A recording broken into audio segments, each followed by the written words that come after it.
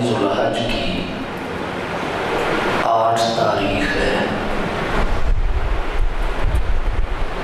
ذوالحج کے مہینہ میں پہلے عشرہ کو دیگر طور پر فضیلت حاصل ہے۔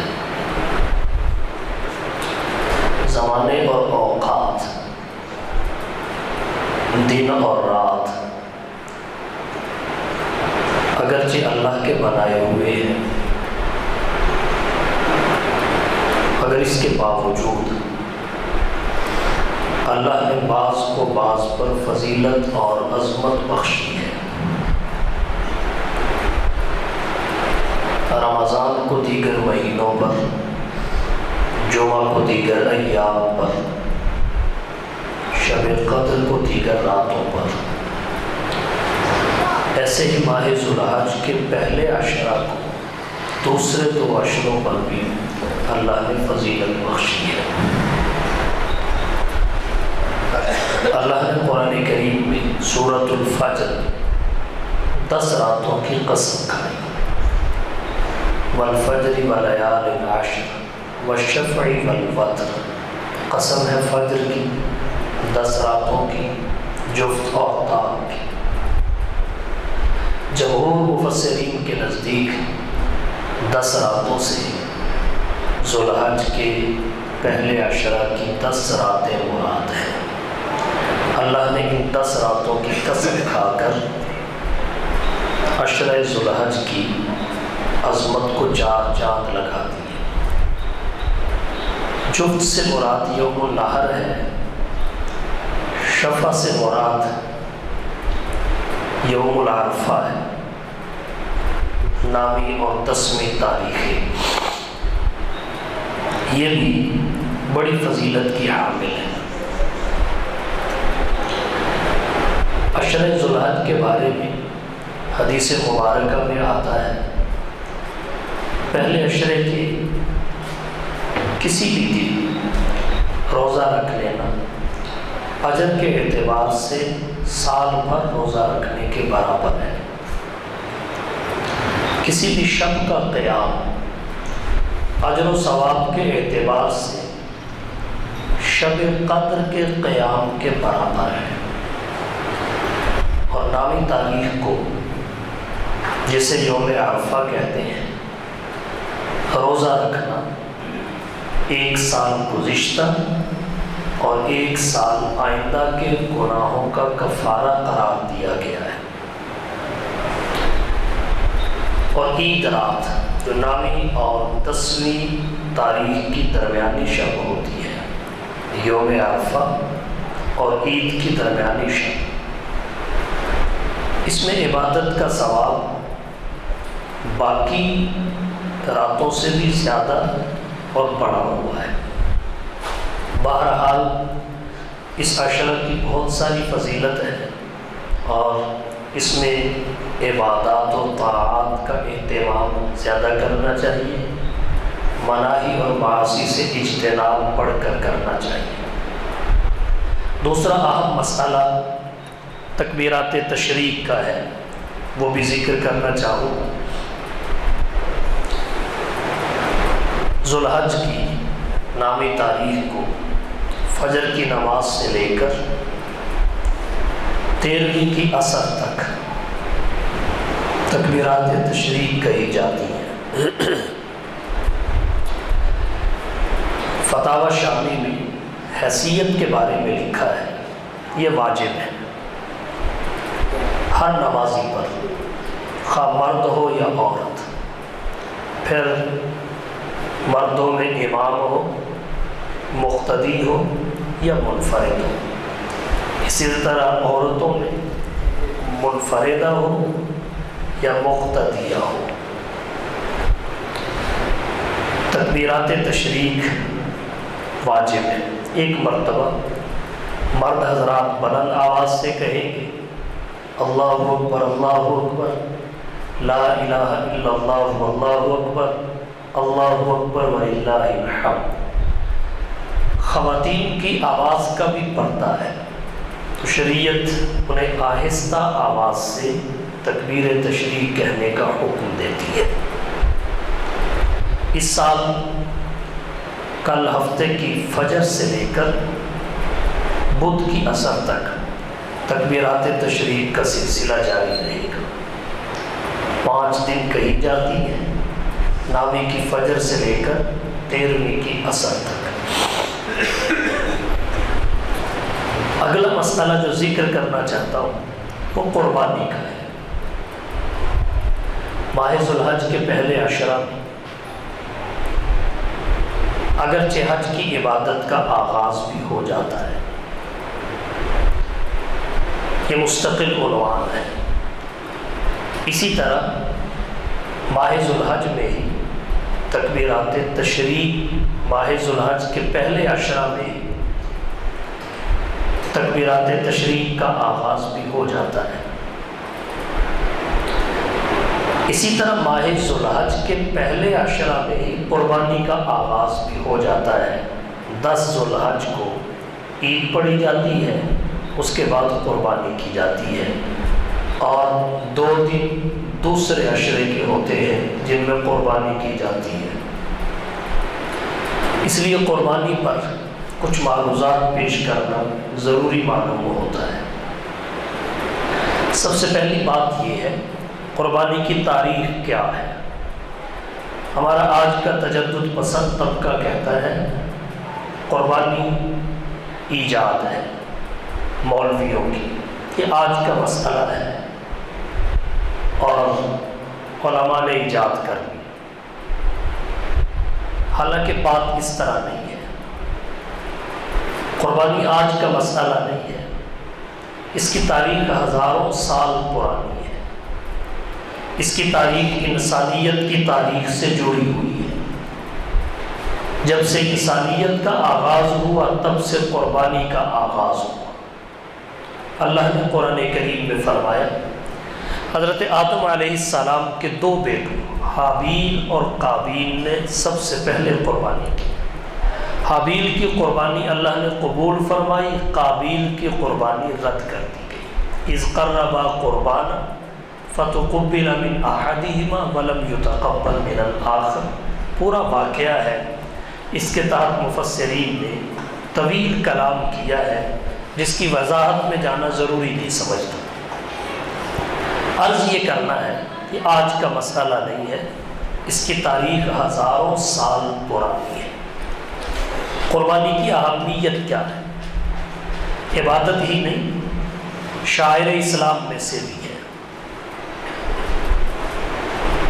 حضور صلی اللہ علیہ وسلم کی بعثت سے پہلے بھی زمانۂ جاہلیت میں لوگ قربانی کرتے تھے، مگر بتوں کے نام پر کرتے تھے۔ اسلام میں ہی نہیں، دیگر مذاہب میں بھی قربانی تھی اور ہے۔ یہود و نصارہ آج بھی قربانی کرتے ہیں، مگر حضرت عزیر اور عیسیٰ کے نام پہ کرتے ہیں۔ مشرکین بتوں کے نام پہ کیا کرتے تھے۔ جناب نبی کریم صلی اللہ علیہ وسلم جب اسلام اور قرآن کا نور لے کر مبعوث ہوئے تو اللہ نے آپ کو حکم دیا قربانی فقط رب کے لیے کی جائے۔ انا اعطیناک الکوثر فصل لربک وانحر، فصل لربک وانحر، اپنے رب کے لیے قربانی کیجیے اور رب کے لیے نماز پڑھیے۔ فصل لربک، اپنے رب کے لیے نماز پڑھیے، وانحر، اور قربانی بھی رب کے لیے کیجیے۔ یہاں ایک نقطہ یہ ہے، اللہ نے قربانی کا حکم نماز کے حکم کے ساتھ ملایا ہے۔ اس میلاد کی وجہ کیا ہے؟ جیسے نماز میں اللہ کے غیر کی شرکت جائز نہیں، قربانی میں بھی اللہ کے غیر کی شرکت جائز نہیں۔ جب شرکت جائز نہیں تو ساری قربانی غیر اللہ کے نام پہ کرنا بطریق اولا جائز نہیں۔ فصل لربک وانحر۔ قربانی کے فضائل کیا ہے؟ فضیلت بہت ساری ہے۔ ایک حدیث شریف میں آتا ہے جانور کے جسم پہ جتنے بال ہیں ان بالوں میں سے ہر بال کے بدلے نیکی ملتی ہے۔ قربانی کرنے والے کو ہر بال کے بدلے نیکی ملتی ہے۔ ایک حدیث شریف میں آتا ہے قیامت کے دن یہ قربانی اپنے بالوں کے ساتھ، اپنے سینگوں کے ساتھ، اپنے کھروں کے ساتھ آئے گی۔ اس کا خون بہنے سے پہلے یہ قبول ہو جاتی ہے۔ پہلا قطرہ زمین پر گرنے سے پہلے قربانی کرنے والے کی اللہ مغفرت کر دیتے ہیں۔ اس لیے خوش دلی سے قربانی کرنے کا حکم ہے۔ شیخ عبدالحق صاحب محدث دہلوی رحمہ اللہ نے اشیاۃ اللمعات میں لکھا ہے کہ قربانی قیامت کے دن نیکیوں کے ساتھ رکھ کر تولی جائے گی۔ حضرت مولا علی قاری رحمہ اللہ نے مرقات المفاتی شرح مشکات المصابی میں لکھا ہے قربانی قیامت کے دن سواری بن کر انسان کے ساتھ ہوگی، اسے سواری بنا دیا جائے گا، اور یہ وہ سواری ہوگی کہ پل صراط سے اس پر سوار ہو کے قربانی کرنے والا گزر جائے گا۔ قربانی کے جانور کے ہر عضو کو اللہ تعالیٰ بندے کے عضو کا فدیہ بنا دیں گے جہنم سے آزادی کے لیے۔ آنکھ سے فدیہ کا کام کرے گی، کان کے فدیہ کے طور پہ قیامت کے دن سامنے آئیں گے۔ گویا قربانی کے جانور کا جو عضو ہے بندے کے اسی عضو کا فدیہ بن جائے گا اور جہنم سے آزادی دلانے کا سبب بنے گا۔ قربانی کی بڑی اہمیت ہے۔ واجب ہو پھر تو کرنی ہی چاہیے، واجب نہ بھی ہو اگر ہاتھ پڑ جائے تو ناغہ نہیں کرنا چاہیے۔ اگر کوئی شخص واجب ہونے کے باوجود قربانی نہیں کرتا، حدیث شریف میں آتا ہے حضور صلی اللہ علیہ وسلم نے فرمایا جس کے پاس وسعت اور طاقت ہو پھر قربانی نہ کرے وہ ہماری عیدگاہ میں نہ آئے، اسے عیدگاہ آنے کا کوئی حق نہیں ہے۔ بڑے فضائل اور فوائد ہیں قربانی کے۔ ہمارا آج کا تجدد پسند طبقہ ایک بات اور کہتا ہے، وہ یہ کہ قربانی فقط سرزمین مکہ کے ساتھ مخصوص ہے۔ یہ بات بھی سرے سے غلط ہے۔ یہ سرزمین مکہ کے ساتھ مخصوص نہیں بلکہ دنیا بھر میں جہاں کہیں بھی مسلمان بستے ہیں اور ان میں قربانی کے واجب ہونے کی شرطیں پائی جاتی ہیں ان پر قربانی کرنا واجب ہے۔ دلیل کیا ہے؟ جناب نبی کریم صلی اللہ علیہ وسلم مکہ سے ہجرت فرما کر مدینہ طیبہ تشریف لے گئے۔ آپ نے 10 سال مدینہ میں قیام فرمایا، پھر آپ انتقال فرما گئے۔ مدینہ کے 10 سالہ قیام کے دوران حضور برابر قربانی کرتے رہے، صحابہ کو بھی تاکید فرماتے رہے۔ یہی سے علامہ شامی نے قربانی کے وجوب کا استدلال کیا ہے اور جمہور کے نزدیک قربانی کو واجب قرار دیا ہے۔ اب حضور مکہ سے جا کر مدینہ میں قربانی کریں، اپنی طرف سے الگ کریں، اپنی امت کی طرف سے الگ کریں، اور پھر صحابہ کو بھی تاکید فرمائیں۔ اس سے یہ بات واضح ہو جاتی ہے یہ مکے کے ساتھ مخصوص نہیں ہے کہ حج کی وجہ سے اسے آپ مکے کے ساتھ مخصوص قرار دیں، بلکہ دنیا بھر میں جہاں بھی کسی مسلمان پر قربانی واجب ہو جائے اپنی شرطوں کے ساتھ قربانی کرنا لازمی اور ضروری ہے۔ اب رہی یہ بات قربانی واجب کس مسلمان پر ہوتی ہے؟ فقہ کی کتابوں میں احادیث مبارکہ کی روشنی میں یہ بات واضح طور پہ لکھی ہوئی ہے۔ قربانی فقط اس مسلمان پہ ہے جو سب سے پہلے بالغ ہو، نابالغ یعنی بچے پر قربانی واجب نہیں ہے۔ نمبر 2 عاقل ہو، بالغ ہونے کے ساتھ عاقل ہو۔ اگر بالغ ہے عاقل نہیں، مجنون اور دیوانہ ہے، مالدار بھی ہو تو اس پہ قربانی واجب نہیں ہے۔ اسی طرح مقیم ہو، مسافر نہ ہو۔ مسافر ہے، مالدار بھی ہے تو اس پہ قربانی واجب نہیں ہے، اور ایک شرط یہ ہے کہ اس کی ملکیت میں 52.5 تولے چاندی کی مالیت ہو۔ 52.5 تولے چاندی کی ملکیت میں ہونا ضروری ہے، جیب میں، ہاتھوں میں، قبضے میں ہونا ضروری نہیں، ملکیت میں ہو۔ خواہ وہ فقط چاندی کی صورت میں ہو، یا سونے اور چاندی کی صورت میں ہو، یا دونوں کے زیورات کی صورت میں ہو، سامان تجارت کی صورت میں ہو، ضرورت سے زائد گھریلو سامان کی صورت میں ہو، نقدی کی صورت میں ہو، کسی بھی صورت میں، ضروریات اصلیہ اور قرضوں سے زائد، ایسے شخص پر قربانی کرنا واجب ہے، نہیں کرے گا گناہ گار ہوگا۔ ضروریات اصلیہ کو بھی نکال دیا، قرضوں کو بھی نکال دیا۔ یہاں سے یہ بات بھی سمجھ میں آئی، اگر بندے نے کسی کا قرضہ دینا ہو، وہ یہ شمار نہیں کرتا اپنی رقم میں، تو جو کسی سے لینا ہے اسے شمار کیا جائے گا، جو کسی سے لینا ہے اس کو شمار کیا جائے گا۔ اور آج 52.5 تولے چاندی کی جو قیمت بنتی ہے آج کے دن، وہ 81,375 روپے بنتی ہے، غالباً 1550 فی تولہ کی قیمت ہے، 81,375 روپے بنتی ہے۔ 81,375 کی مالیت کسی بھی شکل میں ضروریات اصلیہ اور قرضوں سے زائد بندے کے پاس ہے، ملکیت میں، اس پہ قربانی واجب ہے۔ پھر گھر میں جتنے افراد کے پاس ہے اتنے ہی افراد پر قربانی واجب ہے۔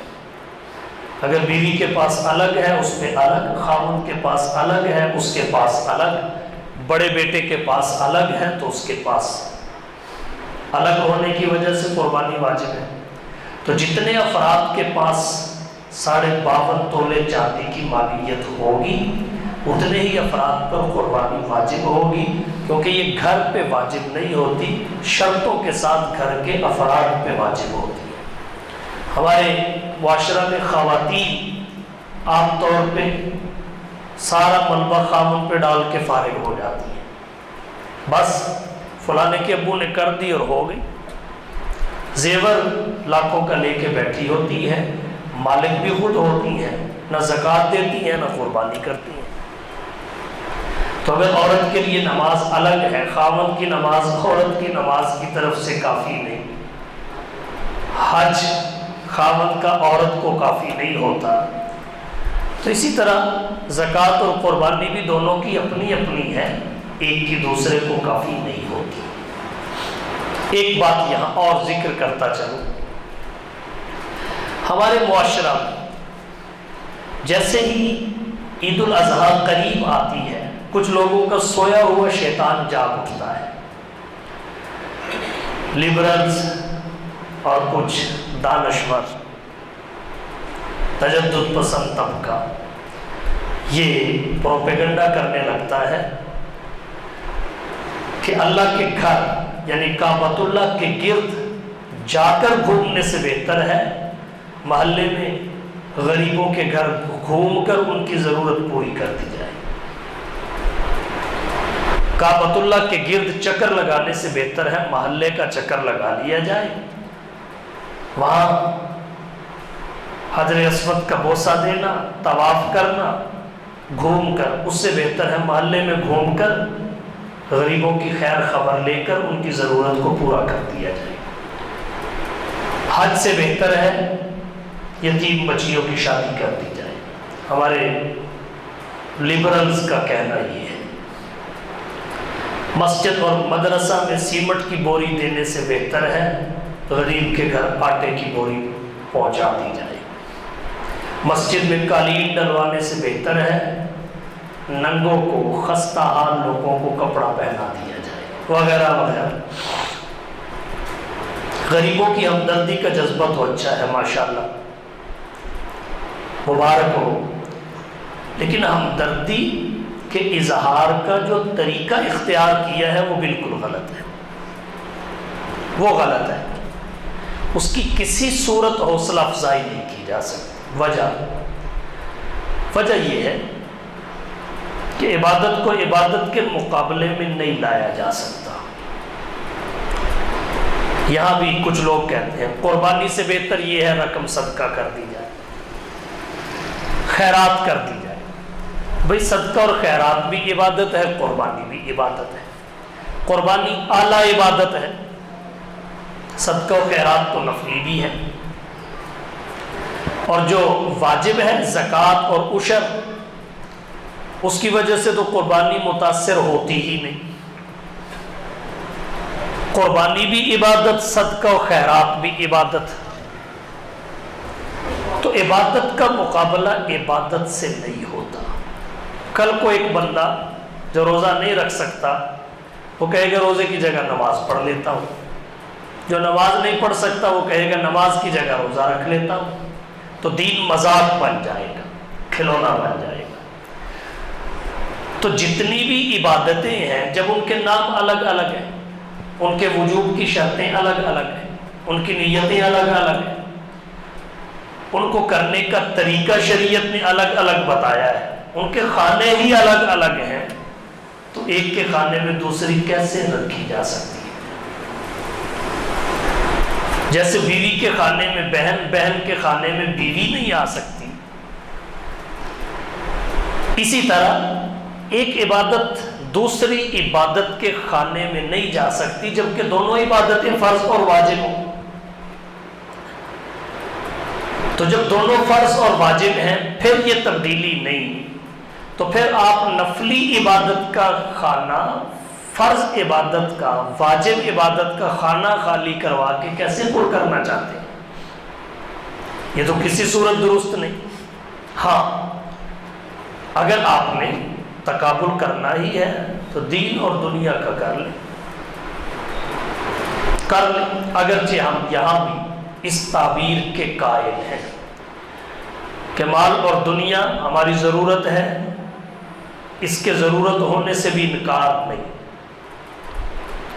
اور دنیا اگر دینی تعلیمات کے مطابق لے کر چلی جائے تو دنیا بھی دنیا نہیں رہتی، وہ بھی دین بن جاتی ہے۔ اس لیے بعض اہل علم نے لکھا ہے دین دنیا سے، دنیا دین سے الگ نہیں ہے۔ ان کو الگ کرنا ایسے ہی ہے جیسے سیاست کو مذہب سے الگ کر رہی ہے۔ مذہب سیاست سے الگ نہیں، سیاست مذہب سے الگ ہے۔ بخاری شریف کی حدیث ہے 491 صفحہ پر، حضرت ابو ہریرہ رضی اللہ تعالی عنہ راوی ہے، حضور صلی اللہ علیہ وسلم نے فرمایا کانت بنو اسرائیل تسوسهم الانبیاء، بنی اسرائیل کی سیاست ان کے انبیاء کرتے تھے۔ ہاں مروجہ سیاست میں قباحتیں ہیں، لیکن اس مروجہ سیاست کی وجہ سے آپ نفس سیاست کے دین ہونے کا انکار نہیں کر سکتے، اصل سیاست کو نہیں جھٹلا سکتے۔ ہاں یہ کہہ سکتے ہو یار اس سیاست کو انبیاء کی سیاست کے تابع کرنا چاہیے، یہ سیاست انبیاء کی سیاست کے تابع ہونا چاہیے۔ تو بہرحال عرض میں نے یہ کیا کہ تقابل دنیا اور دین کا تو چلو کسی حد تک بن سکتا ہے، اگرچہ ہم اس تقسیم کے بھی قائل نہیں ہیں۔ ہم کہتے ہیں دنیا بھی دینی تعلیمات کے تابع ہو جائے تو دنیا دنیا نہیں رہتی، وہ دین بن جاتا ہے۔ جیسے سونا ہماری ضرورت ہے، جب یہ نبی کی سنت کے مطابق ہو تو یہ ضرورت ہی عبادت ہے۔ تو بالکل اسی طرح دنیا بھی دینی تعلیمات کے تابع ہو تو پھر دنیا دنیا نہیں ہے، وہ بھی دین ہے۔ اللہ کے نبی نے دنیا کمانے والے مزدور کے حقوق بیان کیے، اس سے پیار کیا، اس کی فضیلت کا ذکر کیا، اس کے بارے میں فرمایا القاسم حبیب اللہ، مزدور اللہ کا حبیب ہے۔ اور کہیں آپ نے فرمایا مزدور کا پسینہ خشک ہونے سے پہلے اس کی مزدوری دے دی جائے، مزدور کا پسینہ خشک ہونے سے پہلے اسے اس کی مزدوری دے دی جائے۔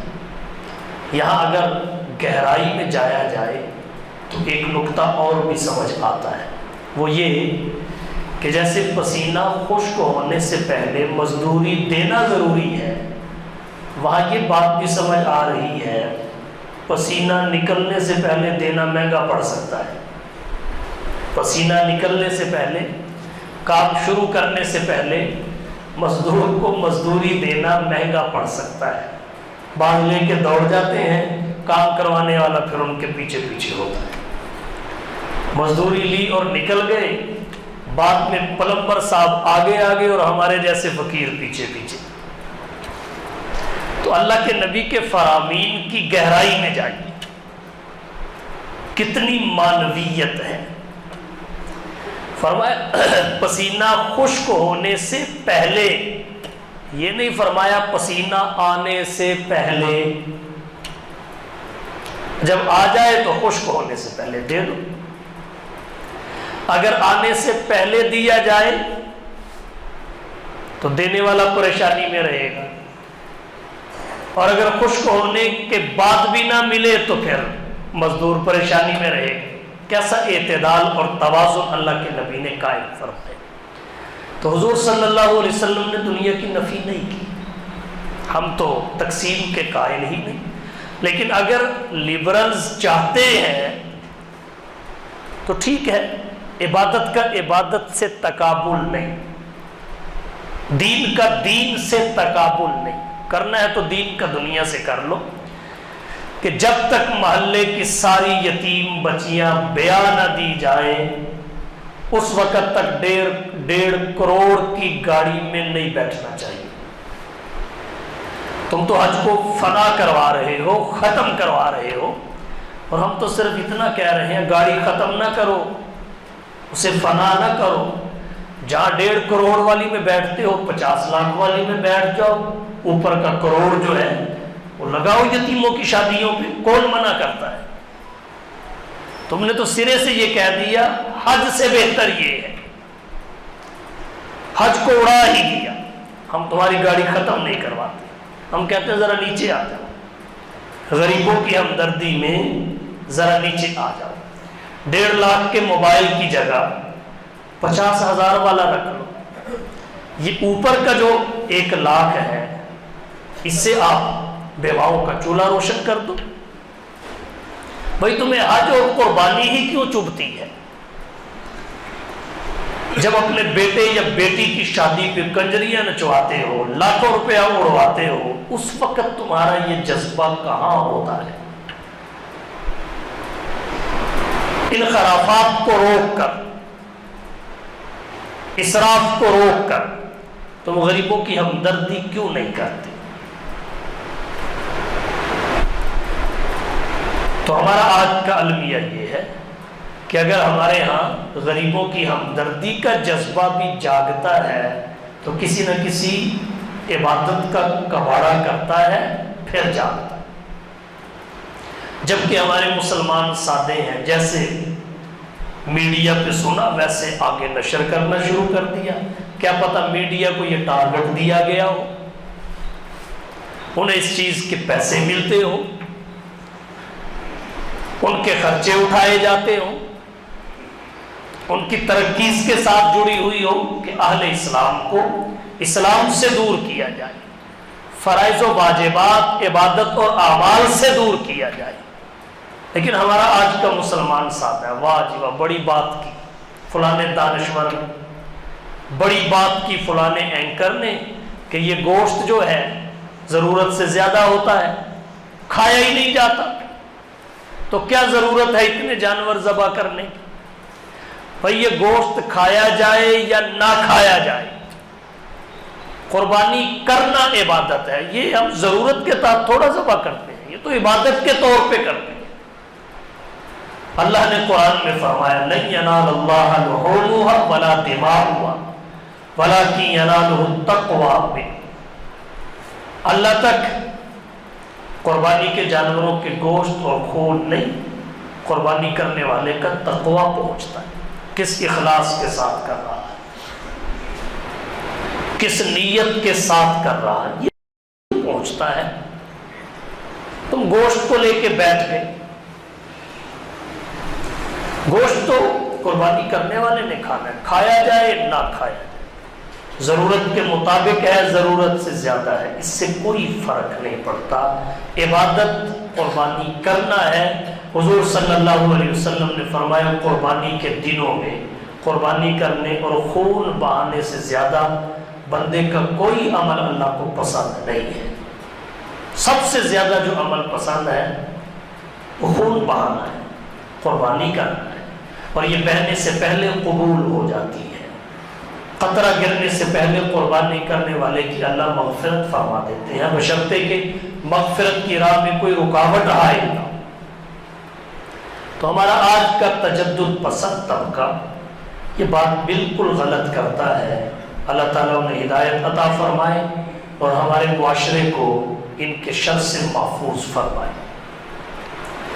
ایک دو مسائل فقہی حوالہ سے قربانی کے ذکر کرنا چاہوں گا۔ ایک تو یہ قربانی کن جانوروں کی ہوتی ہے؟ بہیمۃ الانعام کی قربانی ہوتی ہے۔ آسان لفظوں میں آپ یوں سمجھ لیں، چوپائے اور پالتو، جس میں اونٹ آتا ہے، بیل آتا ہے، بکرا آتا ہے، چھترا آتا ہے۔ بھینس گائے کی نوع سے ہے، اسی صنف اور قسم سے ہے۔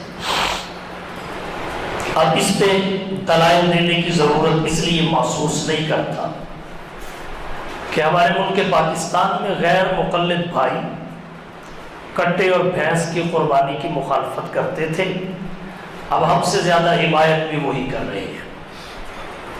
اب ہم سے زیادہ حمایت بھی وہی کر رہے ہیں اور ہم سے زیادہ دلائل بھی وہی دے رہے ہیں۔ شاید ہم اتنی دلیلیں نہیں دے پا رہے، یا ہم نے اتنی دلیلیں اب تک نہیں دی جتنی وہ دے رہے ہیں۔ سوشل میڈیا کا دور ہے، بہت سارے غیر مقلد علماء کو سننے کا موقع ملا اور خوشی ہوئی کہ انہوں نے جو اعتدال اور حق بات تھی اسے قبول بھی کیا اور عوام کے سامنے بھی لے کر آئے۔ اللہ تعالیٰ انہیں جزائے خیر عطا فرمائے۔ تو یہ بھینس اور کٹے کی قربانی پہ جو اشکالات تھے، یہ اشکالات پیش کرنے والوں کے اکابر ہی رد کر چکے ہیں اور جواز کو پیش کر رہے ہیں۔ ادھر مرید کے سے بھی، مدینہ یونیورسٹی سے بھی، اور جگہ جگہ سے دلائل دیے جا رہے ہیں۔ بحث میں پڑھنے کی ضرورت اب محسوس نہیں ہوتی۔ اگلی بات یہ سمجھ لیں، کون سا جانور کتنے افراد کی طرف سے ذبح کیا جا سکتا ہے؟ یہ بڑے تین جانور، اونٹ، بیل اور کٹا۔ زیادہ سے زیادہ ان میں 7 آدمی ہوتے ہیں۔ 7 سے کم مل کر ذبح کریں تب بھی جائز ہے، بشرطے کہ رقم سب کی برابر ہو اور گوشت بھی تول کر برابر تقسیم کیا جائے۔ یہ نہیں کہ ایک کے پیسے زیادہ اور اس کا گوشت زیادہ، یا تو وہ حصے اپنے مستقل بڑھا لیں یا پھر رقم برابر رکھ کے 7 سے کم بھی اگر بڑے جانور کو قربانی کے طور پہ ذبح کریں تو یہ جائز ہے۔ البتہ جو چھوٹے جانور ہیں جیسے چھترا ہے، بکرا ہے، یہ فقط ایک بندے کی طرف سے قربانی کیے جاتے ہیں، ان میں شرکت نہیں ہے۔ ان کی عمریں کتنی ہونی چاہیے؟ اونٹ کی کنفرم 5 سال، گائے اور بھینس کی 2 سال، بکرے اور بکری کی 1 سال، چھترے کی بھی 1 سال ہے۔ یہ سارے جانور مذکر ہوں یا مؤنث، حکم ایک ہے۔ 1 سال ہے چھترے کی، بھیڑ کی، دمبے کی۔ البتہ اس میں ایک نرمی یہ ہے کہ اگر 7 سے کم ہو، 6 مہینے سے البتہ کم ہو،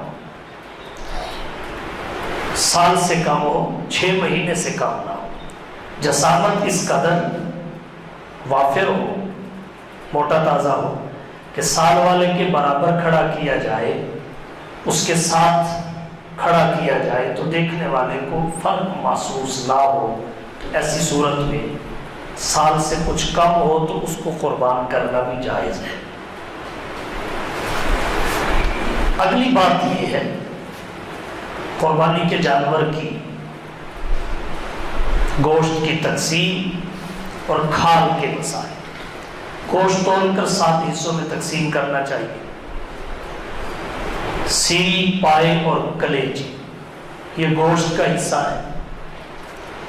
یہ ویسے ہی ایک بندہ لے جائے درست نہیں. اور پھر یہ گوشت یا کھال قصائی کو ذبح کرنے کی اجرت کے طور پہ نہ دیے جائے. گوشت فروخت نہ کیا جائے.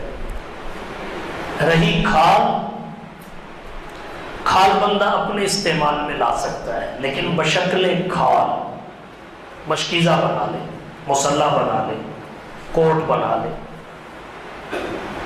جیکٹ بنا لے، اپنے استعمال میں لا سکتا ہے.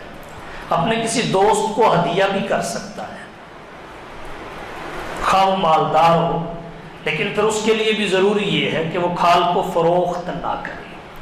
فروخت وہی کر سکتا ہے جو کھالوں کا مصرف ہے. جیسے قربانی کرنے والا کھال فروخت کر کے قیمت استعمال میں نہیں لا سکتا، ایسے ہی کسی مالدار دوست کو کسی خاص جانور کی کھال گفٹ کر دیتا ہے کسی خاص مقصد کے لیے، یا کوئی کسی سے کہہ کے لے لیتا ہے، تو اگر وہ زکوٰۃ اور صدقات کا مستحق نہیں ہے تو پھر وہ کھال کی شکل میں اسے استعمال کر سکتا ہے، بنا سوار کے، دباغت دے کے. لیکن اگر بیچ دیا تو قیمت کا صدقہ واجب ہو جاتا ہے.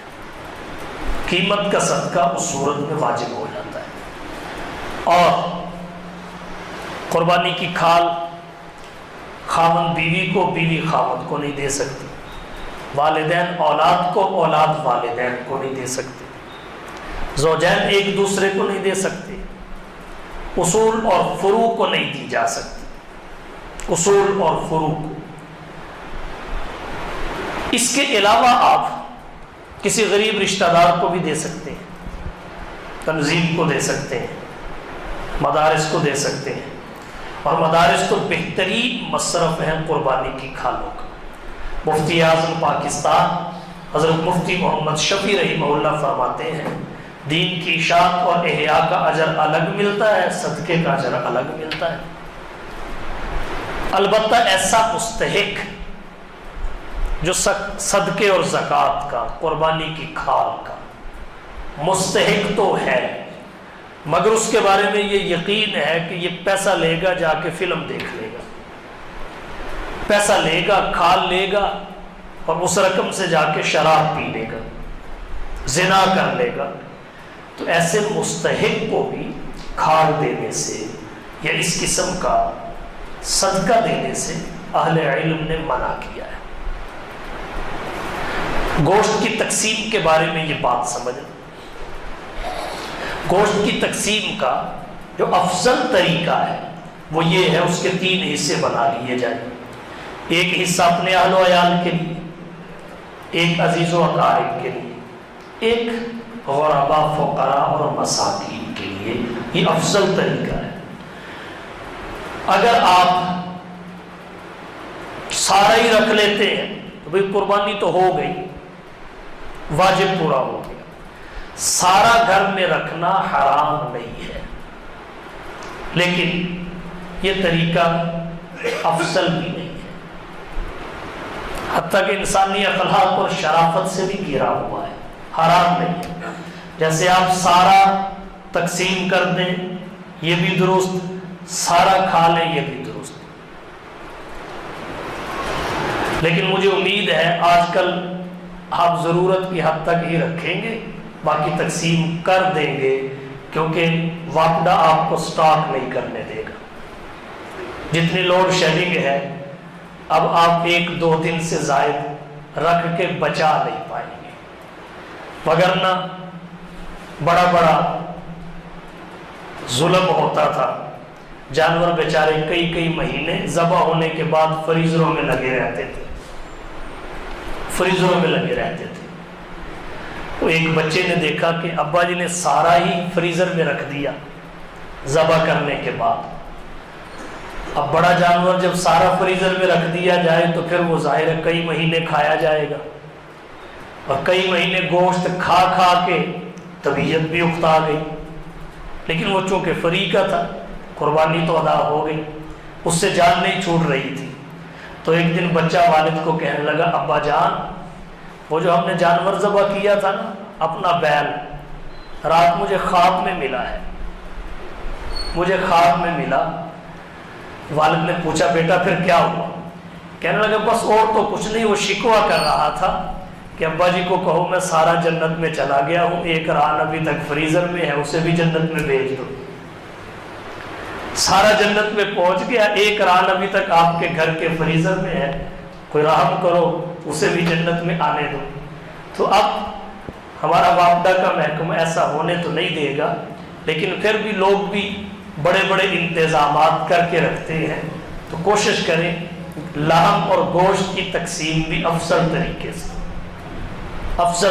سے 3 حصے کریں، ایک حصہ اپنے گھر والوں کے لیے، ایک اپنے عزیز و اقارب کے لیے، اور ایک غرباء، فقراء اور مساکین کے لیے۔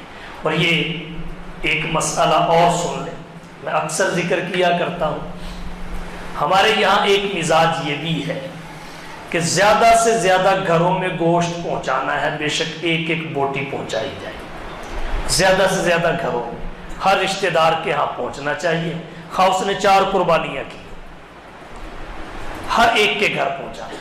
تو یہ ہر ایک کے گھر پہنچانا، ایک ایک بوٹی کر کے پہنچانا، جنہوں نے قربانی کی ہے، آسودہ حال ہے، ان کے لیے تو کوئی پریشانی کی بات نہیں، لیکن جنہوں نے قربانی نہیں کی ہوتی، غرباء ہیں، فقراء ہیں، ہمارا یہ مزاج ان کے لیے پریشانی کا باعث ہے۔